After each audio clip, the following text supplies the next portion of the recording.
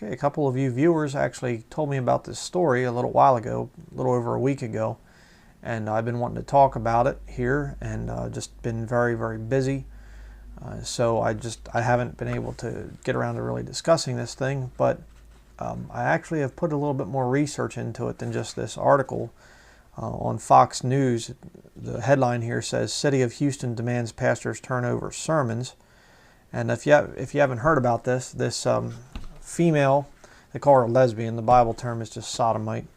I believe it's the Bible term when you have members of the same sex fornicating with each other, basically. You are a sodomite. It's the sin of Sodom.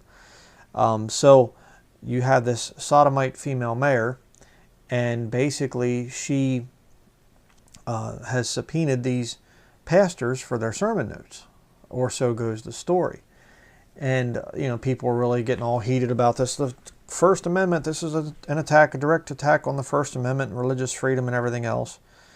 And you say, what do you think about it, Brian? Well, I think that it is an attack, but I haven't really heard anybody talking about it, what's really going on here. So I'm going to show you I'm going to show you two videos, actually a newscast thing here, just about a little over 2 minutes newscast. Now I'm actually going to show you this sodomite mayor, her what she's saying about this whole thing.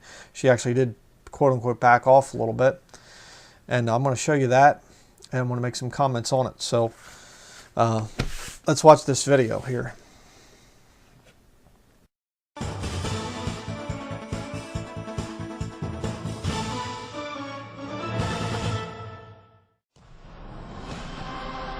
Breaking tonight, Texas Attorney General Greg Abbott now demanding that Houston city officials withdraw subpoenas that they issued for 5 local pastors, now being questioned about the sermons that they are making. Todd Starnes is a Fox News radio host. He broke this story, and he has the details tonight. Todd?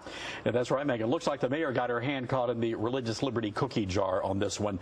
We know that 5 pastors in the Houston area were handed these subpoenas, and the city was specifically looking for all of their correspondence with their parishioners, their congregations, letters, emails, text messages, but even more than confessionals. I mean, it's like even more than that, the sermons themselves, and they specifically were looking for sermons where the pastors talked about homosexuality, gender identity issues, and the mayor herself. So that's where we're at here. She is openly gay. The mayor is openly gay, and she is fiercely supportive of this non-discrimination ordinance that was passed by the city council. But the religious community there has a problem with a component of this ordinance that allows men who identify as women to use the restroom of their choice and vice versa. And that's where a number of the religious people in that community had an issue. All right, so they challenged it in court, and they want another vote on it. They're saying, no, this isn't, we don't like that part of the ordinance. Right, they want another vote, and so there was a lawsuit filed, and in the process of discovery, the city went after these pastors who are not even party to this lawsuit and demanded that they turn over this information. And what's very interesting is just a few moments ago, the Attorney General weighed in, and we do know that the subpoenas have not been rescinded, but Texas Attorney General Greg Abbott just released a statement, and he is demanding that the city of Houston rescind those subpoenas. And he says the people of Houston and their religious leaders must be absolutely secure in the knowledge that their religious affairs are beyond the reach of the government. And he called what they did a direct assault on religious liberty, Megan. I think that's written into the Constitution somewhere. Todd, thank you. Thanks. Okay, there you have it. And they just make it look like, oh, these guys have free speech and everything else. And as I've been warning about and saying now for many, many years, 501c3 is the government. If you are not aware of this issue, okay, if you are new to this channel and you don't really know, a lot of you old timers, you're already nodding your head, you know where I'm going. But if you're new, you don't really understand this, I'm going to go to the IRS's actual website. You can go to irs.gov, and in the search area, just type in 501 and then lowercase c and then a 3, 501c3, okay? And what you'll have is it'll come up with a bunch of subcategories there in the search results.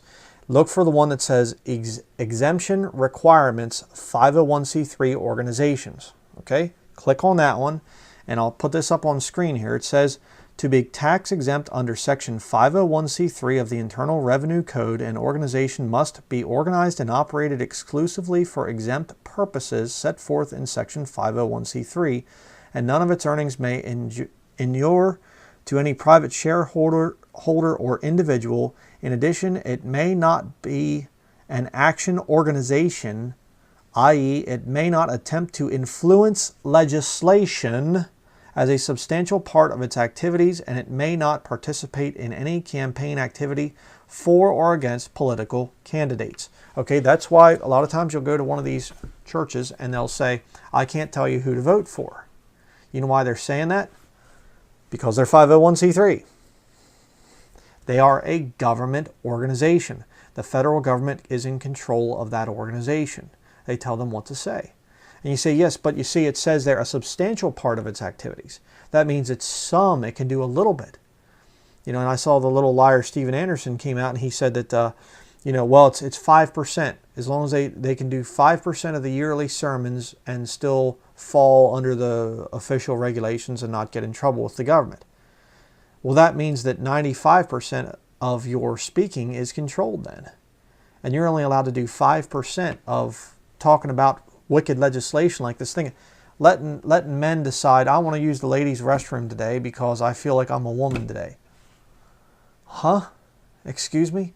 You know, perverse legislation. And yes, Christians should stand against that and say, no, this is wrong. This is wicked. But because they went under 501c3 legislation back in the 1960s under Lyndon Baines Johnson, because they went under that, it says there, it may not attempt to influence legislation. So see, they don't talk about this. It's just First Amendment rights. We have a right. We have, you know, Congress shall make no law regarding the establishment of a religion or prohibiting the free exercise thereof. Well, that's very true. That is the First Amendment. But you get rid of that when you go under this code right here, when you go under 501c3. So is this sodomite mayor, is she persecuting Christian churches? Yes. Does she have a legal right to? Yes. See, that's the confusion of this whole thing here. That's why I'm so much opposed to 501c3. You know? I mean, it'd be like you getting in a contract with me. We go down to the notary public and you say, I hereby grant authority to Brian Denlinger to come and take my pickup truck and take it out in the field and destroy it. And we go and we get the thing notarized, we sign it, I sign my name, you sign your name and whatever, and you go on about your business and things, and a year later I show up and say, I'm here to get your truck and take it out in the field and destroy it. And you say, you have no right to do this, you have no right. I have the paper. Yes, I do have a right. It's my private property, you have the right. Then you shouldn't have signed it over to me. See? That's what's going on here. You have no right to tell us what to preach, and you have no right to subpoena our sermons and things. She has every right in the world because they're 501c3. That's the whole thing. Yes, the legislation is wicked. Yes, she herself is wicked. But she has the right to subpoena these hirelings, these creatures of the state. She has a right to subpoena them and to take them to court and stuff and say, hey, you're trying to influence legislation here. That's exactly what they're doing. Now we're going to watch a video of this mayor. We're going to see what she's saying here. Okay? Watch this.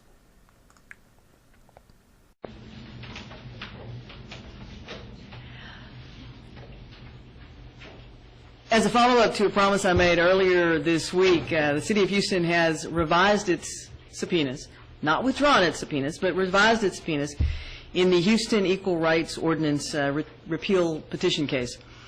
The disputed request has been narrowed to focus solely on communications related to HERO and the petition gathering process. There is no mention whatsoever of sermons or anybody's feelings about homosexuality. This was always the intent of the subpoenas. I hasten to say that the lawyers on the other side knew what the intent was. They chose to spin this up into something it was not. But to be perfectly clear, we have revised the subpoenas. The original subpoenas were filed by pro bono attorneys, excellent attorneys, helping the city prepare for the January trial in this case, but they were too broad. They were typical attorney language in a discovery motion. They were asking for everything but the kitchen sink, and we're making sure exactly what we want to see. I support the right of the clergy to say whatever they want to say, even when I disagree with them. We don't need to intrude on matters of faith to have equal rights in Houston, and it was never the intention of the city of Houston to intrude on any matters of faith or to get between a pastor and their parishioners. This is about what they may or not be preaching from the pulpit. It is about proving that the petition gathering process organized by these pastors did not meet the requirements of the city charter. And remember, they sued the city. This is part of our response. Okay, let me just pause it there for a minute. Okay, now, is she really being honest here? And by the way, this is her YouTube channel where she's saying this is Mayor Anise Parker is the YouTube channel there. You can go and watch this video for yourself. We're not going to watch the whole thing. But, you know, is she being honest there and saying, you know, I don't really care and I believe in religious liberty and stuff? No, I think that she got a lot of media attention. So as a sodomite, she kind of has to back off on the persecution a little bit because it's still kind of early, you know, to really persecute Christians all that well. But the fact is what she's saying is right. You know, they passed legislation. These hirelings that have the 501c3 buildings, they came out and said, we're going to sign this petition to have this law revoked. Well, I'm sorry. Their IRS website, it may not attempt to influence legislation. 501c3 official code. You cannot attempt to influence legislation. See, and all these guys, I know I've heard from 501c3 pastors for years now, and oh, there's no laws, you know, we're allowed to preach whatever we want to preach, we're allowed to do whatever we want to do. Well, yeah, you were for a long time, you know, the noose has been around your neck since the beginning, but it hasn't been tightened. And now you're starting to feel a little bit of tension around the neck, you're starting to feel like you're going to get hung, and it's like, wait a second, this isn't fair. It's perfectly fair. You're signed up with the government. And you see, this whole movement right here, I believe, it's kind of interesting because this is probably going to be another sermon in the future, get into this thing in more detail. But if you study Catholicism, down through the centuries, Catholicism has always had crusades. The Crusaders, you know, they get these soldiers and they got the white garment on with the big blood red cross and the white shield and the big red cross and things. And they would go out and wage war because, see, Catholicism believes that they have two swords, the spiritual and the temporal. Okay, and I've showed that in other studies. In other words, the temporal sword is they believe that they have the right to rule every country. And they do. And they still believe that way, by the way, too. It's just there's a lot of smoke screens out there. Oh, they're just a church. They're just an organization wanting world peace and things. Yeah. Study the book of Revelation. They're going to be in power. They already are in power. It's just a lot of it's behind the scenes, and we aren't being burned at the stake or tortured yet.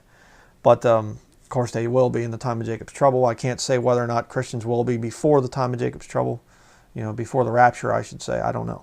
But my point is, Catholicism has always had crusades, okay, as a military power. That's the way they do things. The Bible talks about the kingdom of heaven suffereth violence, and the violent take it by force, in Matthew chapter 11. The Catholics are always trying to take the kingdom of heaven, the physical, visible kingdom on earth. And so they do these crusades over and over and over again. They'll go and have crusades. You say, what's a modern day crusade? I believe sodomy. Think about it. Here you got all these priests that are sodomites, pedophiles, perverts, really.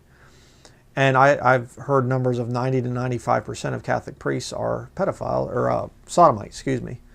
Well, then they go pedophile, a lot of them too. But the point is, you get all these Catholic priests and they're sodomites. Wouldn't it make sense to get more victims to choose from, you know? More sodomite little friends and things like that. So you create a crusade.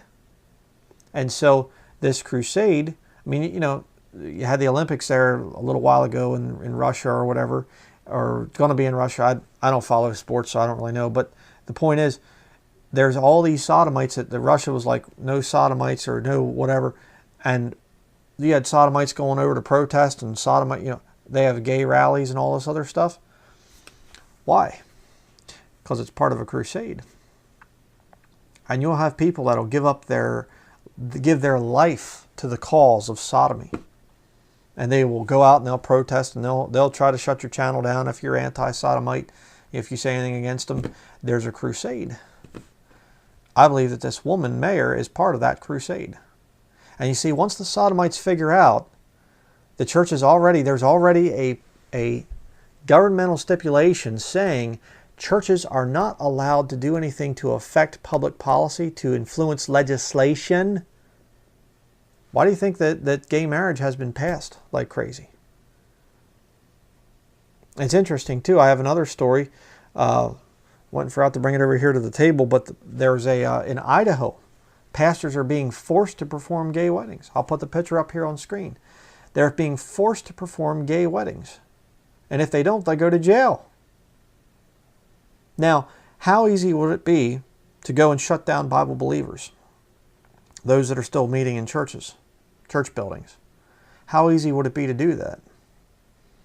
All you got to do is just figure out, hey, they're 501c3. There's this clause within 501c3 legislation that they're not allowed to do anything political activism. So let's just go and walk into these places, make problems, and we'll get them shut down. Yeah. Perfect crusade. Catholicism comes through and they have their tolerance and their love, and we think that the gay community is okay. And while some of us disagree with the lifestyle, yeah, sure.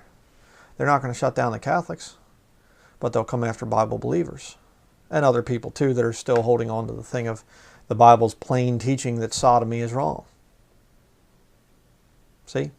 So this story here, you know, at first sight, it's like, oh no, the city of Houston demands pastors turn over sermons. That's what the headline says. Oh man, this is bad.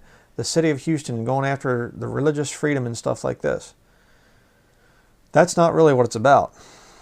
It's about the city of Houston demanding the rights that are already there, that are already on paper. And she's exactly right in what she's saying. Does she have an agenda behind it? Oh yeah, absolutely. I don't doubt that for 1 minute. But the point is, she's right in what she's saying. Hey, they sued the city over the bill that was passed, legislation that was passed, you know. And as 501c3 corporations, they're not allowed to do that. They are not allowed to try to do something to influence legislation. So the noose has been around the neck of the church buildings, the Babel buildings, for a long time now, since the 1960s. And now it's going to start becoming tighter and tighter and tighter. And I'm going to tell you, there will come a day when Bible-believing Christians cannot worship in public places in terms of church buildings. That day is rapidly approaching. I am more and more convinced of it. Every passing day, I'm more and more convinced of this thing. Just like, get out of those places. You can still do work for the Lord. It's not that, oh no, we're limited because we don't have a $500,000 building. You can still do all kinds of things for the Lord, you know. But the point is, you're not going to be tied down to this Babel building anymore with all the things that go along with that. Okay? So, time is ticking away. If you can hear our clock over here going. Forgot to shut the chime thing off. But time is running out for the Babel buildings. God's never been behind these buildings. He's never been for these buildings. You read the entire New Testament, nobody's worshiping in buildings. And there's a lot of reasons for that. And if you're in one, you really start you better start making plans to get out. And at the very least, have a plan, an exit strategy from those buildings. It's very important that you get away from that. Very, very important. It's going to be more important as time goes by. And if you are out, do work for the Lord. And don't try to legitimize yourself with the federal government. And I mean, I actually knew of a house church back in Pennsylvania that actually had gotten 501c3 status. I'm thinking, why in the world would you do a thing like that? That's really stupid. You don't need anybody's permission to worship the Lord. You don't need anybody's permission to meet with other Christians, to go out evangelizing, soul winning. You don't need anybody's permission to do that other than the Lord Jesus Christ. That's all you need. So that's going to be it for this video. Just incredible times of which we're living in here. Just amazing. So we will see you in the next video.